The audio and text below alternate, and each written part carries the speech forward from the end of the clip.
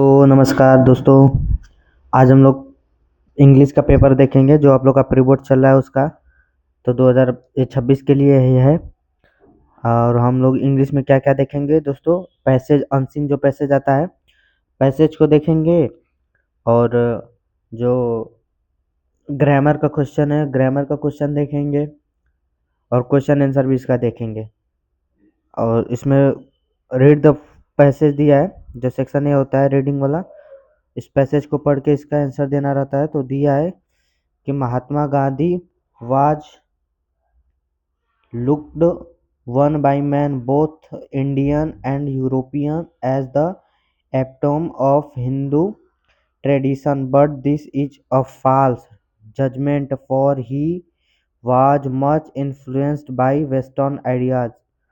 Gandhi believed in the fundamentals of his ancient culture, but his passionate love of the underdog and his antipathy to caste through not unprecedented in ancient Indian were unorthodox in the extreme and owed more to European 19th century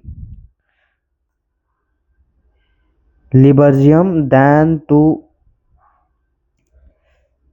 anything Indians. His faith is non-violence. Was he, as we have seen, by no means typical of Hinduism? His producer in revolt, the able Mahatma Gandhi, Mahatma Brahma Biji Tilak, and Gandhiji impeachment Lieutenant Subhash Chandra Bose were far more Orthodox in this respect. तो दोस्तों इसका question देख लेते हैं फटाफट।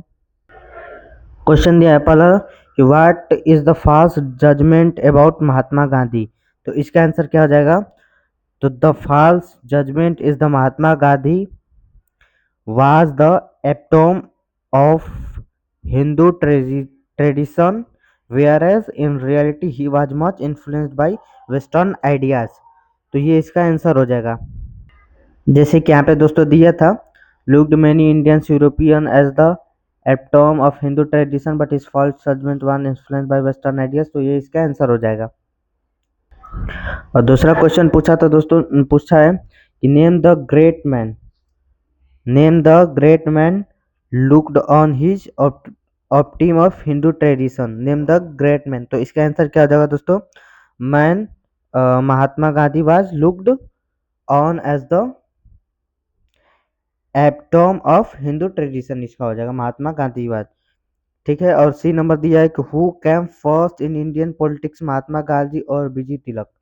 तो इसका क्या हो जाएगा कि BG Tilak came first in Indian politics before Mahatma Gandhi. और डी नंबर दिया है कि write down the name of the national leader given in the passage. जो पैसेज में नेशनल लीडर हैं उनके नाम दिए हैं उसको लिखना है। तो कौन कौन से? तो the nation leader mention the passage are Mahatma Gandhi ji, BG Tilak और सुभाष चंद्र बोस जी। और ई नंबर है कि explain the phrase epitome of Hindu tradition. तो द इसका क्या हो जाएगा? The phrase means a perfect example और embodiment of Hindu tradition. EMBODIMENT embodiment of Hindu tradition. और दिया कि write the opposite of antipathy. Antipathy का अपोजिट क्या हो जाएगा? तो सिंपैथी हो जाएगा। और दिया है right the noun from the word believe. तो बिलीव का नाउन क्या हो जाएगा? तो दोस्तों बिलीफ हो जाएगा, BELIEF बिलीफ। इसको VE हट जाएगा यानी कि बिलीव हो जाएगा। और सेक्शन बी में दिया है कि राइट एन आर्टिकल आपको लिखना है। Dignity of labor, population problem in India, a road accident, or write the letter to the editor a newspaper about frequent breakdown of electricity in locality। यानी जो बिजली की प्रॉब्लम होती है और लोकल एरिया में उसको। और अथवा में करके देखिए write a letter to your father informing him you are progress in your class and in the extra curricular activities of the college, इसमें लिखना है। अब आगे दोस्तों आ जाता है सेक्शन सी हमारा। तो सेक्शन सी में क्या रहा है कि choose the correct option the following question. A person A person's first speech is maiden, extempore, opener, preface। तो इसका क्या हो जाएगा, मेडन हो जाएगा। और बी नंबर देखते हैं, the phrase turn over a new leaves means hopeful situation change for the better, promising start followed by failure, expressions of anger. तो इसका क्या हो जाएगा, बी नंबर का राइट आंसर क्या हो जाएगा आपका, change for the better, change for the better, ये वाला बी नंबर इसका राइट आंसर हो जाएगा। ठीक है। और सी नंबर दिया है कि the synonyms of rigid is sticky, volumeness, hard, bend. तो इसका क्या हो जाएगा, हार्ड हो जाएगा। सी नंबर इसका करेक्ट आंसर हो जाएगा। और डी नंबर दिया है कि antonyms of antipathy is indifference, willingness, fondness, disliking. तो इसका क्या हो जाएगा, फॉन्डनेस, इसका सी नंबर करेक्ट आंसर हो जाएगा। और देख लेते हैं आगे। और इसमें ई नंबर में फ्रेंड्स दिया है कि he is a student of an university, which word in the about sentence is an error. यानी कि जो सेंटेंस दिया है उसमें कौन सा वर्ड एरर है, गलत है। स्टूडेंट ऑफ एन यूनिवर्सिटी, तो इसका आंसर राइट क्या हो जाएगा, एन गलत है यहाँ पे, एन यूनिवर्सिटी नहीं, ए यूनिवर्सिटी। ठीक है, एन इसका करेक्ट आंसर हो जाएगा। और पांचवा दिया है कि change one any one of the following into indirect speech. Any one का मतलब होता है किसी एक को, या तो पहले को कीजिए या तो दूसरे को कीजिए। तो इसका दिया है कि he said to his friend please help me to do hard work. तो इसका क्या हो जाएगा, he requested his friend to help him to do hard work. ठीक है, क्या हो जाएगा इसका, he requested his friend to help him to do hard work. और दूसरा में है कि we said to them why are you not working hard. We said to them why are you not working hard. तो second number का क्या हो जाएगा कि वी आस्क्ड देम व्हाई वे आर नॉट वर्किंग हार्ड। ठीक है। और बी नंबर में दिया है कि combine in one of the following as directed, यानी कि जो दिया है उसके हिसाब से इसको कन्वर्ट करना है। He worked hard he failed. तो इसका क्या हो जाएगा, despite working hard he failed, despite DESPIT, despite working hard he failed. ठीक है। दूसरा दिया है कि I know the boy he helped my brother into a complex sentence. तो इसका क्या हो जाएगा, I know the boy who helped my brother, I know the boy who helped my brother. ठीक है। और सी नंबर में देखिए transform in one of the following as directed, यानी कि जो दिया उसके हिसाब से इसमें किसी एक को करना है। इसका क्या दिया है, who wrote your letter into passive voice, passive voice. तो इसका क्या हो जाएगा, by whom was your letter written. क्या आ जाएगा, by whom was your letter written. और दूसरा दिया है कि one other leader was so great as Mahatma Gandhi in his time in superlative degree. Superlative degree में ग्रेटेस्ट, तो ऐसे वाला जो ग्रेट है तो ग्रेटेस्ट हो जाता है, टालेस्ट हो जाता है, वो वाला लगता है। तो सुपरलेटिव डिग्री इसका कैसे बनेगा, Mahatma Gandhi was the greatest leader of his time. ठीक है, ऑफ इन हिज टाइम। और डी नंबर है कि correct in one of the following sentence, the information are not correct, the information of not correct. तो इसका क्या हो जाएगा, the information is not correct, are no के क्या हो जाएगा, इज नॉट करेक्ट। ठीक है। और दूसरा देखिए although he is poor but he is not dishonest. तो इसका क्या हो जाएगा, although he is poor, he is, but नहीं, although he is poor he is not dishonest. इसका ये आंसर हो जाएगा। ठीक है। और अगला दिया है कि use any one of the following pairs of word in your own sentence to make the difference in their meaning clear, expert, expect. तो इसका क्या मतलब इसका क्या लिखना है, सेंटेंस अपने से लिखना है। तो इसका क्या हो जाएगा, पहला का एक्सेप्ट का क्या हो जाएगा, एक्सेप्ट का क्या हो जाएगा दोस्तों, तो इसका क्या हो जाएगा, इसका कर देंगे तो everyone went to party expect for Rita. और हम अगर इसका लिखना चाहें एक्सपेक्ट का, तो इसका क्या हो जाएगा, the magician create the illusion that the rabbit disappeared. ठीक है। और दूसरा में दिया है कि इल्यूजन अल्यूजन, इल्यूजन अल्यूजन। सो दोस्तों जो एक्सपेक्ट होगा उसका नहीं, जो मैं बोला था everyone went to party expect for Rita, वो तो इसका हो जाएगा। और एक्सपेक्ट का क्या हो जाएगा, she is an expert, she is an expert in computer programming. और जो इल्यूजन का है उसका हो जाएगा the magician created the illusion that the rabbit disappeared. और अल्यूजन का क्या हो जाएगा, the poem makes an allusion to Greek mythology. ठीक है, और ये ट्रांसलेशन है। हमारा देश 17 हमारा देश 77 वर्ष पहले स्वतंत्र हुआ था। हमारा देश 77 वर्ष पहले स्वतंत्र हुआ था, तो इसका क्या हो जाएगा, और country become independent 77 year ago, यानी कि हमारा देश 77 वर्ष पहले स्वतंत्र हुआ था। ठीक है, इसका क्या हो जाएगा, और country become independent 77 year ago. ठीक है, और आगे क्या है, अतीत के भारत और आज के भारत में बड़ा अंतर है। There is a big difference between the India of the past and the India of today. प्राचीन काल में हम संपन्न थे, प्राचीन काल में हम संपन्न थे, यानी in ancient times we were prosperous. ठीक है, देश में धन धान्य की कमी नहीं थी, देश में धन धान्य की कमी नहीं थी। तो इसका क्या हो जाएगा, there was no shortly of wealth and food.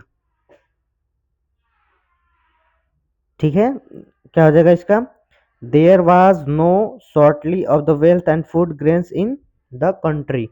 ठीक है, लोग थोड़े खाते थे परंतु सुखी थे, लोग थोड़े खाते थे परंतु सुखी थे। People ate little but were happy, people ate little but were happy. ठीक है, और आगे क्या है, आज सुख व सुविधा अधिक है फिर भी देश में अंधकार ही अंधकार छाया हुआ है। तो इसका क्या हो जाएगा, today there is more comfort and convenience ये darkness prevails in the country. ठीक है,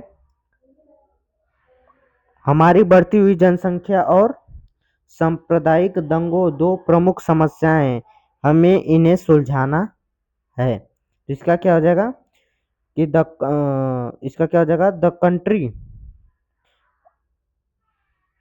हमारी बढ़ती जनसंख्या, our growing population and communal riots riots are two major problem, हमें इन्हें सुलझाना है, we have to solve them. ठीक है, और डी सेक्शन में है लिटरेचर है, answer the following question about 40 word each. पहला दिया कि what was the ancient agreement between the peasant and the landlords at Champaran, Champaran में जो एग्रीमेंट साइन हुआ था लैंडलॉर्ड्स और किसानों और जो लैंडलॉर्ड्स हैं उनके बीच। और में दिया है कि how did the author come to know that it was the last lesson is in French वाला जो लास्ट लेसन है उसके बारे में लिखना है।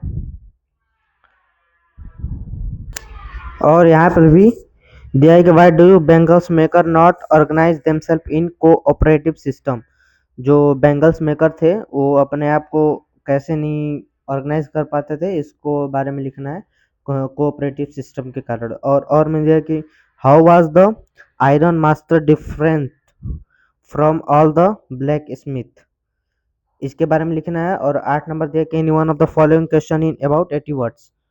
दिया है कि what is the reason for the huge success of the novel the name of the rose. और बी में दिया है कि what was the contribution of the ordinary people of the freedom movement.